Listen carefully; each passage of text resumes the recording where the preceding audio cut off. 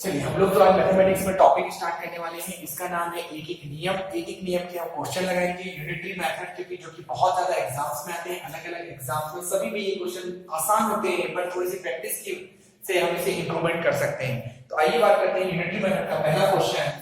Question number 1 है, यदि 5 पुस्तक 75 में आती हैं तो एक पुस्तक का मूल्य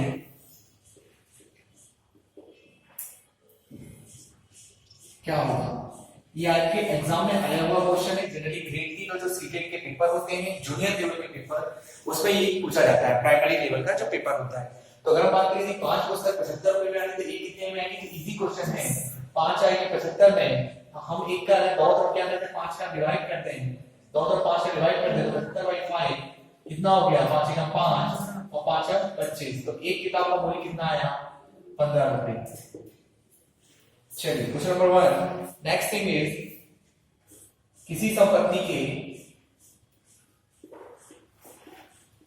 4/5 भाग का मूल्य, ऐसा ना सोचें कि स्टार्टिंग का क्वेश्चन इतना इजी है तो सारे क्वेश्चन इजी रहेंगे, ऐसा नहीं है बिल्कुल भी। तो आगे के जितने क्वेश्चन आते जाएंगे वो धीरे धीरे टफ लेवल ऑटोमेटिक होता जाएगा। पहला क्वेश्चन था तो थोड़ा इजी, नेक्स्ट क्वेश्चन उससे थोड़ा टफ। 5000 है, उस संपत्ति के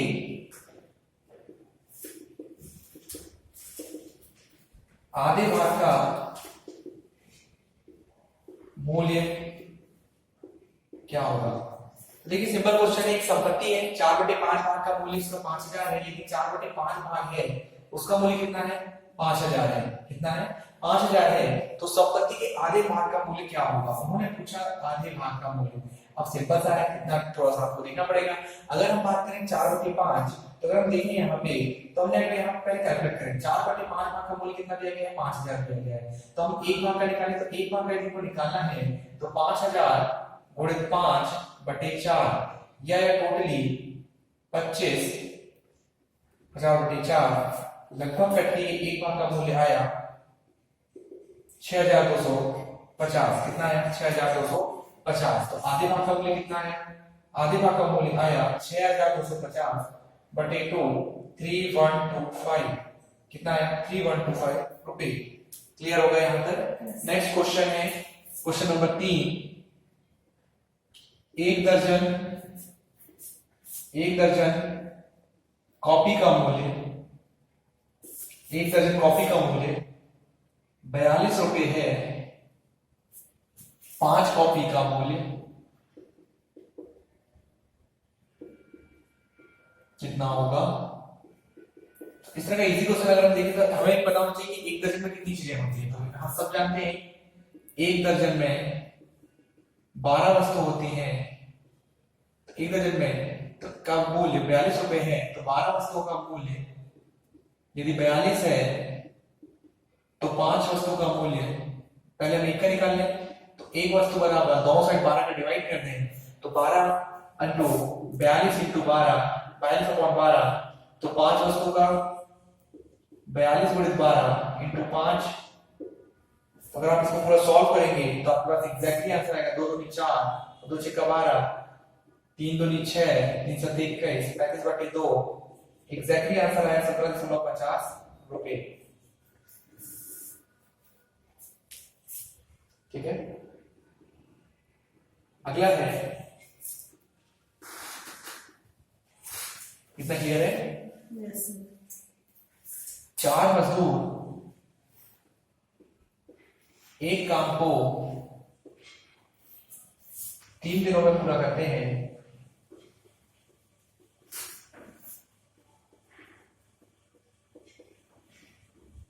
तो 6 मजदूर एक काम को कितने दिन में पूरा करेंगे?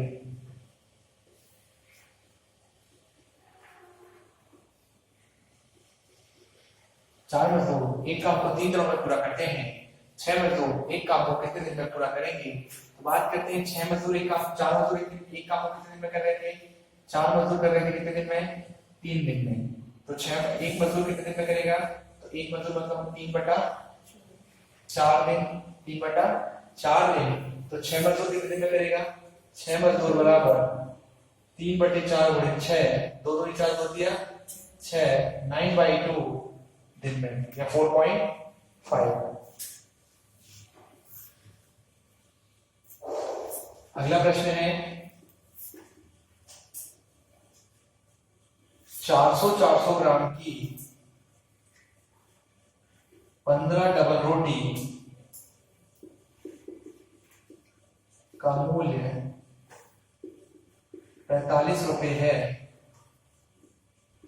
500 ग्राम की 18 डबल रोटी का मूल्य होगा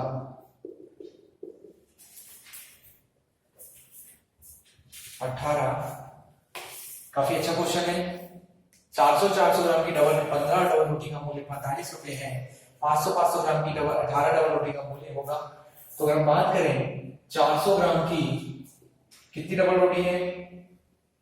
400 ग्राम की 15 डबल रोटी है, तो उसका मूल्य कितना बोल रहा है? 45। तो 1 ग्राम की 15 डबल रोटी है, 15 डबल रोटी है, वो आ जाएगी कितनी? 45/400। हाँ है ना, क्योंकि यहाँ अगर घोड़े में तो नीचे जाके क्या हो जाती है? भाग में आती है। देन अगर हम आगे सॉल्व करें 1 ग्राम की 1 डबल रोटी, 1 ग्राम की 1 डबल रोटी कितने की हुई थी? 45/100 इंटू अपॉन में 15, क्योंकि वहां भी ऊपर में था। देन उसके बाद आगे बात करें, इसके बाद 500 ग्राम की अगर बात करें तो 500 ग्राम की और कितनी की? 18 डबल रोटी। तो उस तरफ दो में कितना करोड़ करते हैं? 45 गुणित 400 इंटू 15 इंटू 500 इंटू 18। हाँ यार, कैलकुलेशन तो आगे करते हैं। 45 गुणित 400 इंटू 15, 500 गुणित 18, 3×5 15, 3×6 18, 5 से 5 कट गया, 2 2 4 2 3 6 हो गया। 45 दिया कितना हो गया आपके पास? लगभग 45 90 90 और 135, 135/2 67.5 आ गया। क्लियर है? चलिए आगे करते हैं।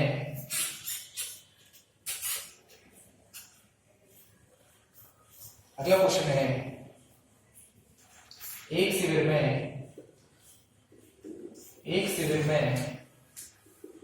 1200 शिशु के लिए 30 दिन की भोजन सामग्री होती है। यदि 20 दिन के बाद उसमें 300 शिशु और आ गए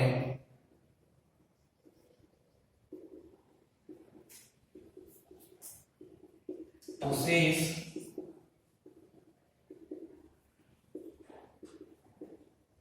भोजन सामग्री कितने दिन चलेगी?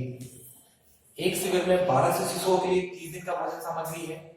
यदि एक शिविर में कितने दिन के लिए? 1200 शिशुओं के लिए 30 दिन के लिए भोजन है, ठीक है। यदि 20 दिन के बाद उसमें 300 शिशु और आ गए तो शेष सामग्री कितने दिन चलेगी? ये हमें पूरा का पूरा कैलकुलेशन पे करना है, ठीक है। तो हम बात करें कि 20 दिन के बाद बचे शेष दिन कितने हैं? 30 - 20 बराबर 10। 30 दिन के बाद बचे दिन कितने हैं? 30 - 20 बराबर 10।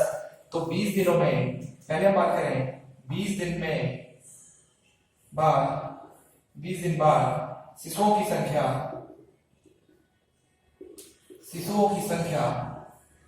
कितनी हो जाएगी? 1200 धन 300, मतलब दीदी कितनी होगी? लगभग 1500, ठीक है, 1500। अब आगे बात करते हैं 20 दिन बाद शिशुओं की संख्या कितनी हो जाएगी? 1500। तो अगर हम एक चीज समझें, एक शिशु के लिए भोजन सामग्री कितनी है अपने पास? कितने दिन एक्स्ट्रा है? 10। तो 10 में अपन किसका गुणा कर दें, 1200 का गुणा कर दें, यहाँ के 1200 ये, तो एक दिन हमारे पास 10 गुणे 1200 मतलब कितनी सामग्री, 10 गुणे 1200 दिन की हमारे पास जो सामग्री है एक शिशु के लिए भोजन सामग्री कितनी है 10 दिन के हिसाब से अगर अपन निकालें तो 10 दिन के हिसाब से निकालें तो कितना है अपने पास 1200 अपन ने निकाल लिया। तो उसी हिसाब से अगर अपन एक शिशु की बात की, टोटल शिशु कितने हैं अपने पास 1500 शिशुओं के लिए भोजन सामग्री कितनी हो जाएगी 1200 गुणे 10 अपॉन में 1500 कितने चलेगी 1500 है ना। इसका अगर हम सॉल्व करेंगे डबल जीरो कट गए 120 5 दिया 15 8 15 120 कितने चली 8 दिन। आइए मुझे लगता है एक बार और इसे समझने की जरूरत होगी। इसको समझते हैं एक शिविर में 1200 शिशुओं के लिए 30 दिन की भोजन सामग्री उपलब्ध थी। यदि 20 दिन के बाद 300 नए बच्चे आ जाएं तो सामग्री कितने दिन और चलेगी। यदि 20 दिन के बाद बचे शेष दिन जो है 30 - 20 बराबर 10 दिन कितना है 30 - 20 बराबर 10 दिन है। तो 20 दिन बाद शिशुओं की संख्या 20 दिन बाद शिशुओं की संख्या जो है 1200 + 300 बराबर 1500 कितना है 1200 + 300 बराबर कितना हो जाएगा। हम देखें कि 20 दिन के बाद हमारे पास कितने बचे, हमने बोला 1500 है। तो अगर हमने बोला कि एक शिशु के लिए भोजन सामग्री कितनी लगेगी तो टोटल 1200 हमारे पास देखो शिशु थे और उसमें हमारे बचे वाले बच्चे कितने थे 10। तो अगर हम उसमें अगर गुणा करते तो कितना पर डे हमको चाहिए है ना। इसके बात करें तो 1500 शिशु थे तो उनके लिए कितना बच जाएगा हमारे पास 1200 × 10 बटे 1500 बराबर कितना आ जाएगा 8 दिन का। तो 8 दिन का ये खाना उनके लिए बचेगा। Thank you.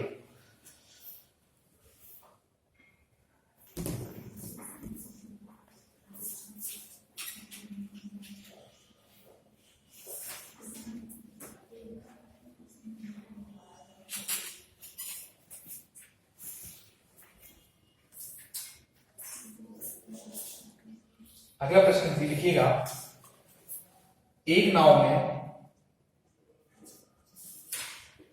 एक बार में 24 बच्चे या 8 पुरुषों को ले जा सकती है।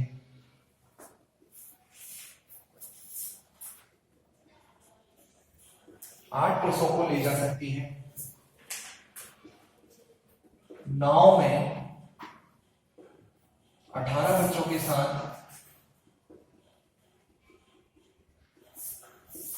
कितने पुरुष जा सकते हैं।